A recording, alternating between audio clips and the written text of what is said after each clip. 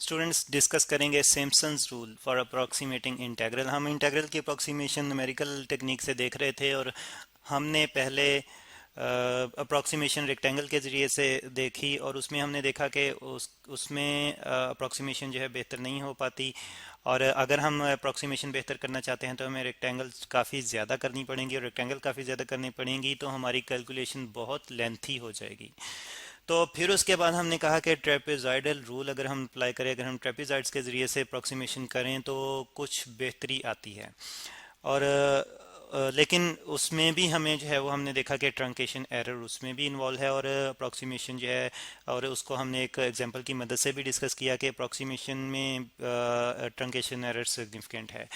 अच्छा, तो फिर हम अपनी अप्रॉक्सीमेशन को मज़ीद बेहतर से बेहतर बनाने की कोशिश में हम अब सिम्पसन रूल डिस्कस करेंगे और यहाँ पे हम देखेंगे कि ट्रंकेशन एरर जो है मज़ीद कम हो जाती है। तो हमारे पास स्टूडेंट्स एक फंक्शन है एफ ऑफ एक्स और उसको हम इंटीग्रेट करना चाहते हैं। एफ ऑफ एक्स हमारे पास एक फंक्शन है और उसको हम डेफिनेट इंटीग्रल की मदद से इसको हम इंटीग्रेट करें और ये फंक्शन एक्चुअली रिप्रेजेंट कर रहा है एक ग्राफ को और उस ग्राफ का एरिया, उस ग्राफ के अंडर जो एरिया है वो हमने फाइंड आउट करना है। और इंटीग्रल जो है हम सॉल्व नहीं कर पा रहे और हम चाहते हैं कि न्यूमेरिकल टेक्निक अप्लाई करें। तो हमने ट्रेपेजॉइडल रूल के मुताबिक तो टेक्निक अप्लाई करने का मेथड सीख लिया। अब हम जो है वो सिम्पसन्स रूल देखेंगे। तो सिम्पसन रूल में स्टूडेंट्स ये जो हमारे पास फंक्शन है तो इस फंक्शन को जो कि एक ग्राफ बना रहा है तो इस फंक्शन को हम इस ग्राफ का जो एरिया है उसको हम छोटे छोटे पैराबोलिक पाथ में कन्वर्ट कर देते हैं। ठीक है, आपको डायग्राम की मदद से भी ये मैं समझाऊंगा किस तरह से हम कन्वर्ट करते हैं पैराबोलिक पाथ में। तो बहरहाल अगर हम पैराबोलिक पाथ में कन्वर्ट कर दें, ठीक है, यहाँ पे मैं लिख लेता हूँ कि अगर हम पैराबोलिक आर्क ले लें, पैराबोलिक आर्क आर्क ठीक है, तो वो पैराबोलिक आर्क जिसको मैं यहाँ पे रिप्रेजेंट करूँगा पी ऑफ एक्स से, ठीक है जी। तो ये एक पैराबोलिक आर्क जो होती है ये एक सेकंड डिग्री पोलिनोमियल होता है, यानी कि इसको हम एक सेकंड डिग्री पोलिनोमियल की मदद से रिप्रेजेंट कर सकते हैं अलजेब्रिकली। तो जिसको यहाँ पे मैं रिप्रेजेंट कर रहा हूँ सेकंड डिग्री पोलिनोमियल को, जो कि हमारे पास होता है X square plus B X plus C. ठीक है जी। अब स्टूडेंट्स हमारे पास ये सेकंड डिग्री पोलिनोमियल है, आर्क है, यानी कि हमने क्या करना है, हमने अपने फंक्शन को एक्चुअली इंटीग्रेट करना था। तो उसकी जगह, उस फंक्शन की जगह जो कि एक कर्व को रिप्रेजेंट कर रहा था, हमने उसकी जगह एक पैराबोलिक आर्क ले ली। तो यानी कि जो ग्राफ हमारा एफ ऑफ एक्स वाला बन रहा था उसको हमने रिप्रेजेंट कर दिया, उस ग्राफ को हमने कन्वर्ट कर दिया पैराबोला में। और हम इस तरह से कह सकते हैं कि हमने अपने फंक्शन को अप्रोक्सीमेट कर दिया है, इस इंटीग्रल को अप्रोक्सीमेट कर दिया है पैराबोलिक इंटीग्रल में। ठीक है, A to B P of X D X. तो इस तरह से हमने ये जो है अप्रोक्सीमेशन अप्लाई कर ली। अब P of X D x की जगह, यानी कि पी ऑफ एक्स जो कि एक पोलिनोमियल को अलजेब्रिकली रिप्रेजेंट करता है, इसकी जगह अगर मैं ये पुट करूँ तो मेरे पास फिर जो है वो पी ऑफ एक्स की जगह मैं यहाँ पे इंटीग्रल में पुट करूँ तो मेरे पास आ जाएगा A X square plus B X plus सी।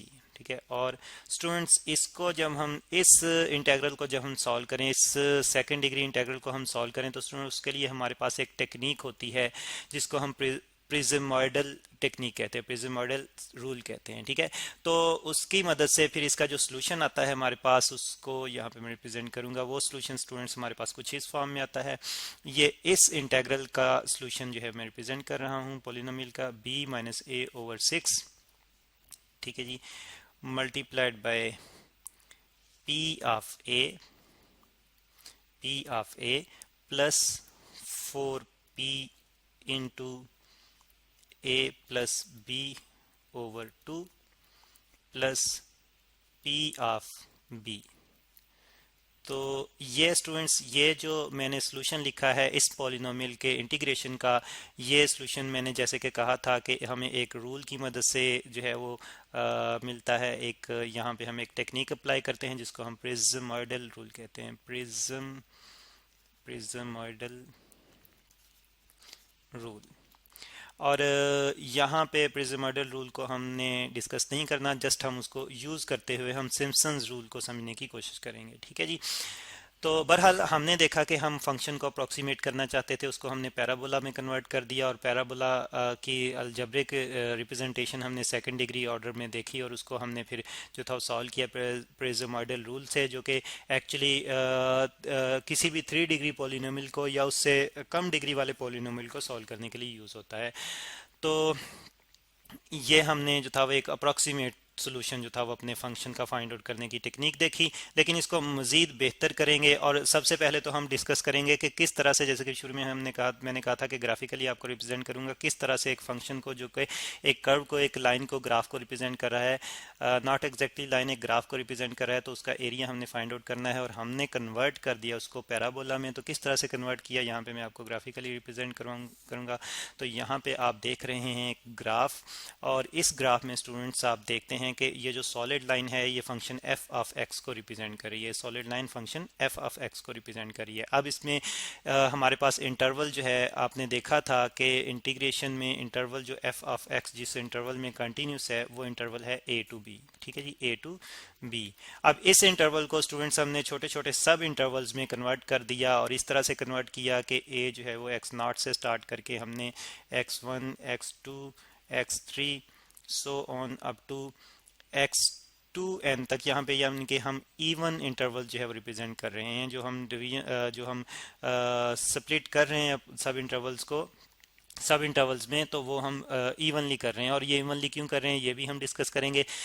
तो बहरहाल ये हमने अपने इंटरवल को सब इंटरवल में जो था वो कन्वर्ट कर दिया। और फिर उसके बाद जो है वो अगली बात हम देखते हैं कि यहाँ पे ये सब इंटरवल्स जो हैं मुख्तलिफ ग्रिड पॉइंट्स बना रहे हैं, और उन ग्रिड पॉइंट्स को हमने उनका जो पाथ है, यहाँ पे आप देख रहे हैं डैश्ड लाइन जो है, डैश्ड कर्व्स जो हैं वो आप देख रहे हैं, जो कि एक्चुअली पैराबोला को रिप्रेजेंट कर रहे हैं। यहाँ पे यहाँ से यहाँ तक एक पैराबोला है, यानी कि पहले 3 ग्रिड पॉइंट्स को लेकर हमने जो था वो एक पैराबोला जो था बनाया। फिर उसके बाद आपने देखा कि यहाँ से यहाँ तक फिर हम जो है वो एक पैराबोला बना रहे हैं, जो कि अगले 3 ग्रिड पॉइंट्स को जो है वो ज्वाइन कर रहा है। और इसके बाद एंड पे देखें कि एंड पे फिर उसी तरह से लास्ट 3 ग्रिड पॉइंट्स को ज्वाइन करते हुए हम एक पैराबोला बना रहे हैं। अब आप गौर करें कि इसमें जो स्टार्टिंग पॉइंट, हर पैराबोला में स्टार्टिंग पॉइंट और एंडिंग पॉइंट जो है वो इवनली अरेंज्ड हैं। एक्स नॉट के बाद एक्स टू है, और इसके बाद आप देखें कि एक्स टू के बाद एक्स फोर है, और यहाँ पे आप देखें कि थर्ड लास्ट के बाद फिर लास्ट आता है, और सेकंड लास्ट दरमियान में है। तो इस तरह से इवनली डिस्ट्रीब्यूट करने का मकसद यही था कि क्योंकि पैराबोला में हम देख रहे हैं कि स्टार्टिंग और एंडिंग ग्रिड पॉइंट्स जो हैं वो इवनली डिस्ट्रीब्यूट हैं। ठीक है, तो यहाँ पे फिर हम देखते हैं कि अगर हम यहाँ पे विड्थ फाइंड आउट करना चाहें अपने स्टार्टिंग से एंडिंग तक ग्रिड पॉइंट की, ठीक है, तो फिर हम उसको किस तरह से फाइंड आउट कर सकते हैं। विड्थ जिसको डेल्टा एक्स से हम रिप्रेजेंट करते हैं, तो वो हम किस तरह से फाइंड आउट कर सकते हैं। जैसे कि हमने देखा था कि हम फाइनल में से इनिशियल को, फाइनल इंटरवल में से इनिशियल इंटरवल को माइनस कर दें और साथ में एन पे डिवाइड कर दें, लेकिन यहाँ पे एन पे नहीं बल्कि हमें 2n पे डिवाइड करना पड़ेगा, क्योंकि हम जो है वो इवनली जो है वो चल रहे हैं। तो फिर हमें जो है वो विड्थ मिलेगी, ठीक है जी।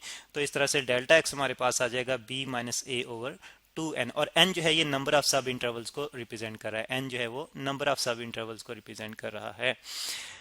तो अब स्टूडेंट्स हमारे पास जो इंटीग्रेशन फाइनली, यानी कि इंटीग्रेशन जो फंक्शन था उसको हमने स्प्लिट कर लिया है मुख्तलिफ सब पार्ट्स में, और फिर उस फंक्शन को अगर हम यहाँ पे रिप्रेजेंट करना चाहें, उस इंटीग्रेशन को अगर यहाँ पे हम इंटेग्रल को रिप्रेजेंट करना चाहें A to B F of X, और उसके पार्ट में क्योंकि हमने उसको स्प्लिट किया है, तो फिर कुछ स्प्लिटिंग इस तरह की आ रही है, हमें इस तरह की स्प्लिटिंग देखने में मिल रही है हर हर जो है वो कंजेक्टिव ग्रिड पॉइंट्स के लिए, या हम ये कह सकते हैं हर एक पैराबोला के लिए हमारे पास फिर जो है ये जो है वो इस तरह से आ जाएगा कि एक्स नॉट से लेकर एक्स टू तक जो है वो एक पैराबोला बनता है, तो उसका फंक्शन जो है वो आ जाएगा हमारे पास, और साथ में फिर हमारे पास आ जाएगा डी ऑफ एक्स, और इसी तरह से फिर अगला जो है वो हमारे पास बन रहा है एक्स टू से एक्स फोर तक। और ये यहाँ पे फिर हम फंक्शन को इंटीग्रेट करेंगे इस इंटरवल में, सब इंटरवल में। इस तरह से हम देखते हैं कि हम कंटिन्यूसली चलते हुए जब एंड तक पहुँचते हैं, तो एंड पे हम थर्ड लास्ट जो हमारे पास आ रहा है 2n-2 से आएगा, और हम अब 2n जो है वो इंटीग्रेट करेंगे। तो यहाँ पे हम इवन डिस्ट्रीब्यूशन देख रहे हैं। तो सब इंटरवल्स की, तो इस तरह से हम इंटीग्रेट करेंगे। लेकिन फिर हमने कहा था कि ये फंक्शन की जगह हम पॉलिनोमियल पी पुट करेंगे। तो जब हम पॉलिनोमियल पी पुट करेंगे इस फंक्शन की जगह, तो फिर इंटीग्रेशन जो है हम पॉलिनोमियल के मुताबिक करेंगे, और जब पॉलिनोमियल के मुताबिक करेंगे तो वहाँ पे हम प्रिज्मोइडल रूल यूज़ करेंगे। तो स्टूडेंट्स मज़ीद डिस्कशन करेंगे इसी पे नेक्स्ट लेक्चर में।